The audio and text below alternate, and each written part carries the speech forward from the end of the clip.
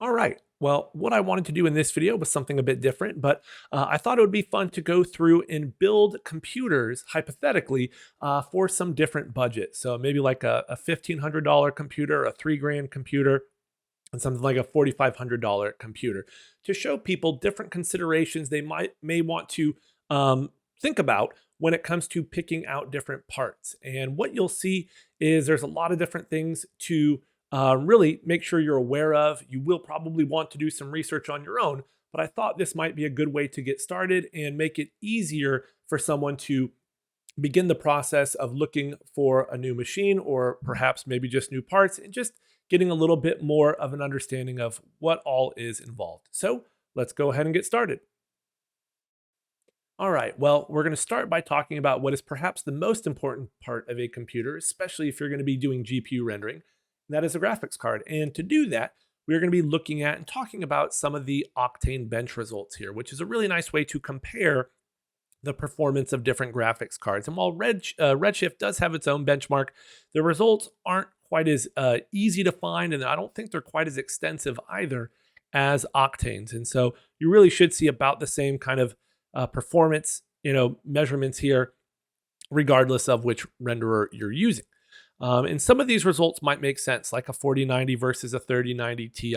Okay, others maybe not so much, like the difference between a 3080 Ti and a 3090. I mean, if you were to look up the price on those, while the difference has come down quite a bit, for price, the performance is pretty darn close here. So that brings me to one of the biggest considerations for graphics cards, which is RAM. The more RAM you have, the bigger the scene, the more textures, all of which need to be able to fit into video memory, or the amount of RAM on your graphics card, and able to in order to render as quickly as possible. So that's something we're not seeing here, but we will see a little bit later on. So, what I would do is kind of figure out maybe an idea of what your budget is, take a look at where that card stands, see what's around it, and then maybe go from there.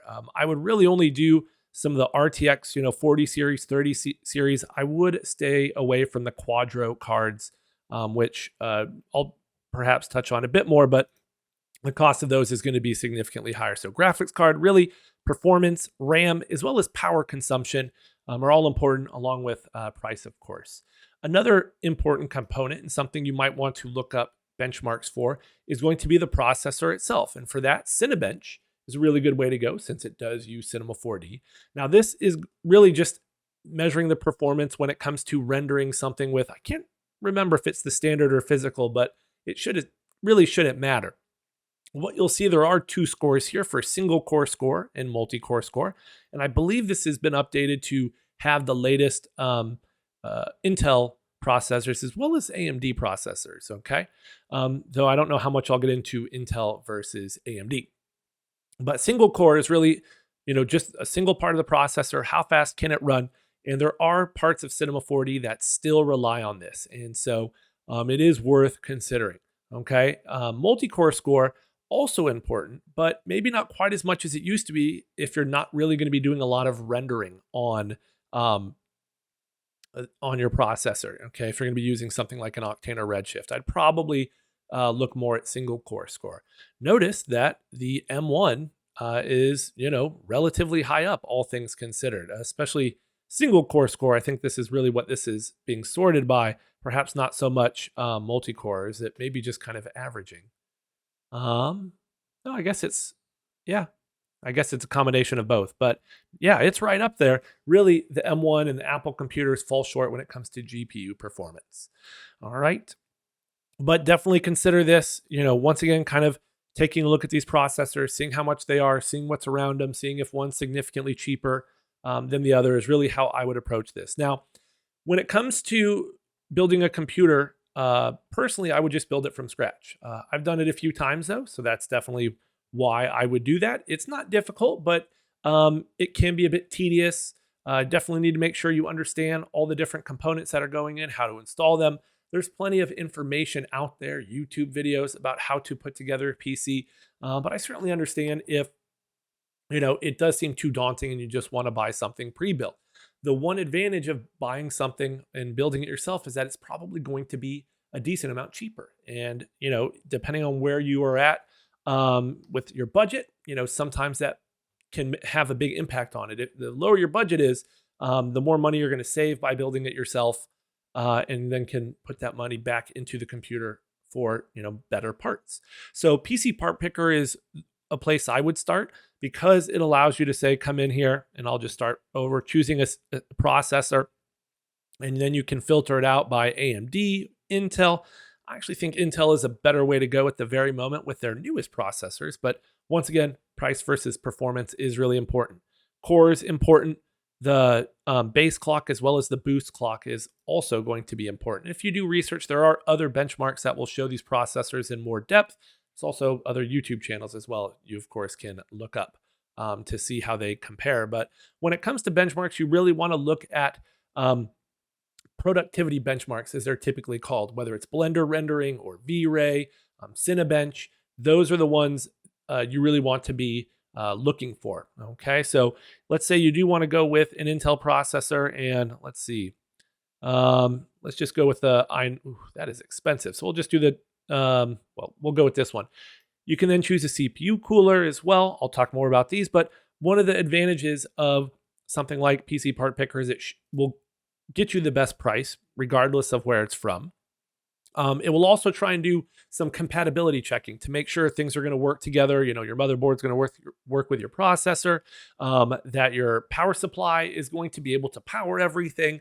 So it does have some of the some checks in there to make sure everything works together. And you can kind of see that with this compatibility mentioned here, as well as the wattage. So that's really where I would go. However, if you wanted to go the pre-built route, there's a whole bunch of companies called system integrators that use off-the-shelf parts to build computers. And really, those are what I would go with over something like a Dell, an HP, a Lenovo, because they use custom parts that are going to be much harder to replace down the road. So Origin is pretty good. I've heard of them. I personally haven't ordered anything from them. Probably a little bit more on the expensive side when it comes to getting PCs custom built. Build Redux, I like them because they're extremely simple.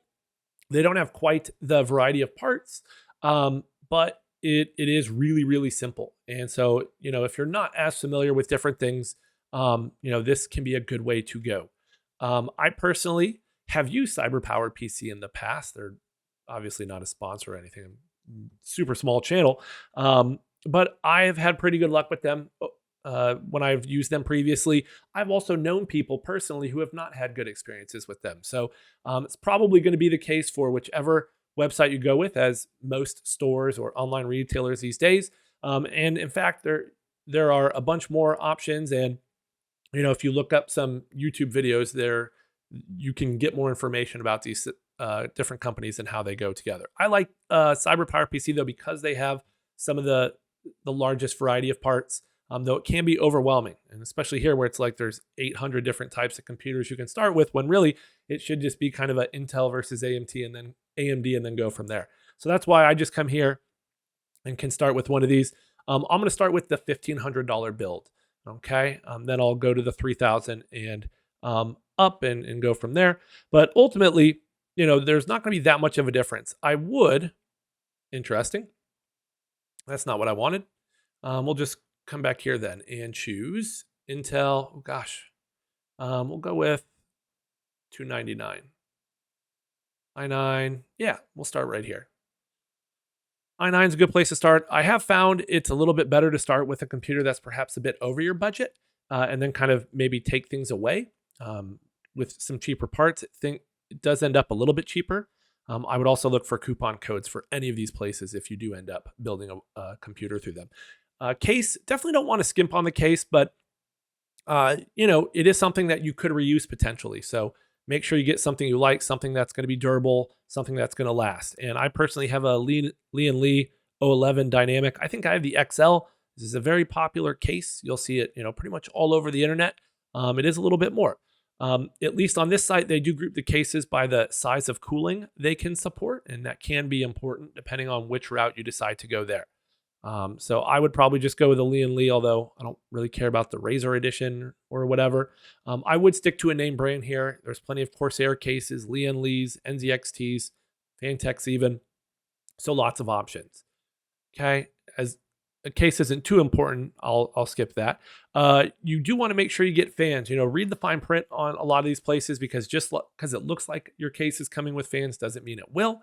And another consideration could be if you wanted to kind of stay within the same brand when it comes to the case, when it comes to the fans, when it comes to the cooling, because that means you'll be able to control RGB if you decide to go that route with fewer pieces of software. So I didn't necessarily choose a Corsair case, but I could choose Corsair fans here. Okay. When it comes to the processor, this is where kind of referring back to the Cinebench results can be handy. I can see, okay, the 13900K versus the 12900K. The 13900K does have quite a few more cores. What does that mean when it comes to price? So this one is only $66 more. So, is it worth considering? And this is the $1,500 PC? Probably not. In fact, I'm going to go back down here. So I think I would probably go with something like the, i5. Well, shoot, maybe even something like this, the i7 1270 F. I'm not familiar with the F SKU. I've seen the K a lot, but I think that has more to do with overclocking. So that's something you could potentially consider. But I would once again kind of look at the benchmarks and go from there. But for this, that looks like it would be pretty good for me. It's turboing pretty high, plenty of cores, so no huge problems. The only thing that I would want to look into more is if that really is the base clock or if it's just the base clock of the efficiency cores. Right, cooling wise, I personally am a fan of liquid cooling, the all-in-ones, but really if you get a good air cooler, which I'm not familiar with these to be able to say whether or not how good they are, those can work just as well. I like these for the RGB. I do feel like liquid does work a little bit better for rendering, where it's going to take a little bit longer for your processor to kind of peak at its temperature because it has to heat up all the liquid. And so for just doing some preview renders, a few test frames, it can keep things a little bit cooler. Now for longer renders, liquid really isn't going to have that much of a difference over air if you have, a good quality cooler on each one. So I'd probably just go Cooler Master here. It's a name brand. Not that there's anything wrong with CyberPower PC's cooler. I've never used it, but a lot of these coolers are all pretty much the same. There's a patent that one company has that a lot of these cooler places just kind of license. So that's why they all look the same, and they pretty much all have the same kind of insides as far as I know. Don't need to worry about coolant. Graphics card, is that what we're looking at next? Yes, probably the most important part. You can see this is doing a 3080, and honestly, we're not terribly far off from that $1,500 budget. So, we could even go down to say something like a 3060 Ti, and we're almost there. This has 8 gigabytes of RAM, so that's a decent amount, pretty good. You'll notice there's a 3060 here that has 12, and so what I would say is this is where you come back to the Octane results and you go, okay, well, where's that 3060 Ti? Okay, the 3060 is, where? Gosh, where is it? Did I miss it? Nope, 3060 is right here, 284, 3060 Ti is all the way up here. Is that performance really worth the additional 4 gigabytes of RAM? Probably not, unless you're doing a lot of architectural visualization where you have lots of people and trees and grass and all that stuff. So 3060 Ti I do think is a pretty good sweet spot. You can see it does start to get a little bit more expensive to go up to say a 3070 or a 3080. And in terms of the other brands, Intel, AMD's, at the moment they don't work with Redshift or Octane. Hopefully that changes soon, but who knows. Power supplies, really important part, because power supplies can set you up for upgrading down the road. So that way, if you do want to replace your current card with a more powerful one, you absolutely can. If you want to add a second card, you absolutely can, assuming you pick a more powerful enough power supply. So I'd probably aim for somewhere around 1,000 to 1,200 watts, depending on the price. So it looks like maybe we can do, gosh, these are pretty expensive. So maybe we just do this thermal take. Okay, so I'm back up to nearly 2,000. I may need to come back down with the processor a bit. You can see motherboard wise, there's a couple of different options here, but the biggest difference really is going to be the RAM, DDR5 versus DDR4. DDR4 is probably cheaper, but it may limit us upgradability wise down the road. So I would stick with DDR5, and it looks like the 790 boards are a little bit more on the higher end. So maybe it would be worth considering trying to move up here. One of the biggest things you want to consider with motherboards, a couple of them are, does it have Wi-Fi? Because not all of them do. So definitely make sure it has Wi-Fi. The number of PCIe slots, because that is going to be a big factor when it comes to how many graphics cards you can have. It's these slots here, which this one is a little bit tricky to see, but there's 1, 2, 3, and 4. Now, not all 4 of those slots are typically usable. These 2 are really close together. This one is at the very bottom here, and there's typically a lot of plugs and connectors that can kind of get in the way. So you may only have, 1, 2 of these that are usable. So it's not just the number, but also their positioning. If I look at this ProArt one, you can see 1, 2, and then, like I said, sometimes that last slot is usable. So perhaps 3. This is also wide enough to maybe accommodate something like a really chunky 3080, 3090, perhaps even a 4090. Okay, that would be something else to look at there. But yeah, ProArts are really, really expensive. So I'm not sure I want to do that for this build. But I think honestly, the default here looks pretty good. Okay, RAM. A big consideration with RAM is going to be the number of pieces they're trying to give you. So our motherboard here only has 4 RAM slots. It's a little bit tricky to see once again. So we don't want to get 4 sticks of RAM. Instead, we want to get 2, leaving us 2 empty slots so that when we want to upgrade later on, we only have to buy 2 sticks of RAM instead of 4 brand new ones. Now, yeah, there might be some compatibility issues, but from my experience, and I've done it on this machine, haven't had any of those types of problems. So 32 gigabytes, if we were really trying to keep things cheap, which we might, maybe we come back here and do 16, but 32 to 16 sticks, perfect way to go. The speed might matter a bit, but it really isn't worth the price increase, especially given kind of the $1,500 range I'm shooting for here. Wow, I'm really gonna have a hard time getting this down to that budget. So I would probably do one of these combo drives. What's a gigabyte isn't too bad here, but what you could do is maybe get like a NVMe drive like this M.2, although Gen 4s are going to be a bit faster. You can see kind of the speeds here. So maybe we do that. That's going to be a little bit faster of a drive.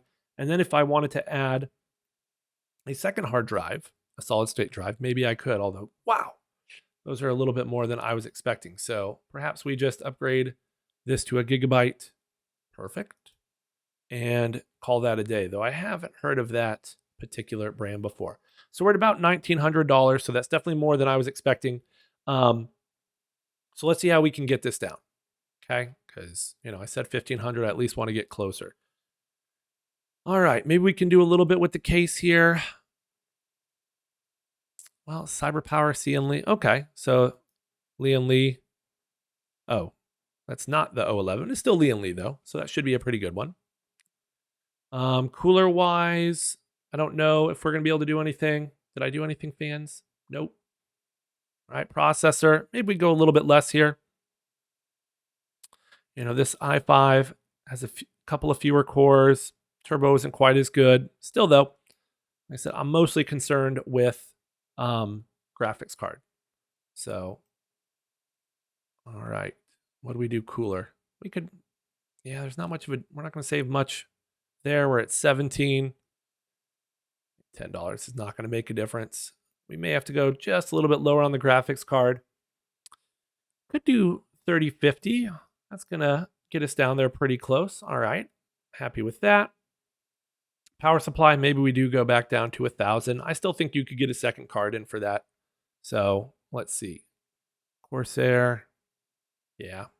That's going to get us pretty close. Motherboard, I don't think there was much we could do. Not even switching to DDR4, though I wonder if we were to go here. Keep in mind, this one doesn't have, Wi-Fi, so maybe we go to that one. Then we choose RAM. Let's see, 32. See, this is where it's going to use all 4 of our RAM slots there. We don't want that. So can maybe just do that. Oh, DDR4. So 32. All right. I'm going to call that close enough. We could always just go down to 16. Although I really wouldn't do 8x4. There we go. And boom, $1,500. Okay, so it should be pretty obvious how I'm going to get to the 3,000. I'm going to kind of work my way back up. I'll start with the hard drive here. 1 TB is perfectly fine for my system. Hard drive where you want to install your OS. I do think I would want a solid state drive for any files, storage, things like that. So we'll call that good. We're good there. So I really want to spend the majority of this extra money in our budget on the DDR5 like we had. So that will work. I'll just go back up to 32. And 16x2, perfect. It's got RGB if that's your thing. It is mine. All right, processor, we'll come back up to the 1200 for that. Though, actually, that Cooler Master saved me a bit. Nothing wrong with that. All I really am looking for is a name brand, something that's fully modular. Are the biggest things I consider with a power supply, other than the watts. Graphics card, really, we could spend a whole bunch more on a graphics card now and leave the processor as is. So could very easily go to a 3080. Okay, that's 2,000. So this is probably what I would do for about a $2,000 build. Are you serious? I can get like a 4090 for $3,000. So interesting. My budgets were probably a bit more extravagant than I think we really needed, because for this, I mean, that's pretty darn good. And what I probably would consider at this point, because I didn't realize we were going to be able to do a 4090, is I probably would go and get rid of that extra hard drive. So that way, well, see, I'm still at $3,000. I was hoping I could upgrade the processor just a bit, but that I think is pretty much all I would do for about a $3,000 computer, which is a heck of a machine. I think that's about what I spent several years ago on my current machine, and I've just kind of upgraded it over the years. I've added more graphics card. I actually did have to replace the power supply. Added more RAM, added more hard drives. And so that's all I've done. And that's really kind of the whole point of this video, is that you don't have to buy your perfect machine right away. Instead, just set yourself up to be able to upgrade and add to it later, whether that's RAM, whether it's hard drives, or graphics cards, as typically the case will be when it comes to something that you really want to be as good as possible when it comes to doing 3D rendering. So I think that will about do it. If anybody does have any questions about specific parts, please let me know. But yeah, that will do it for this video. Hopefully you enjoyed it. And until next time, take care.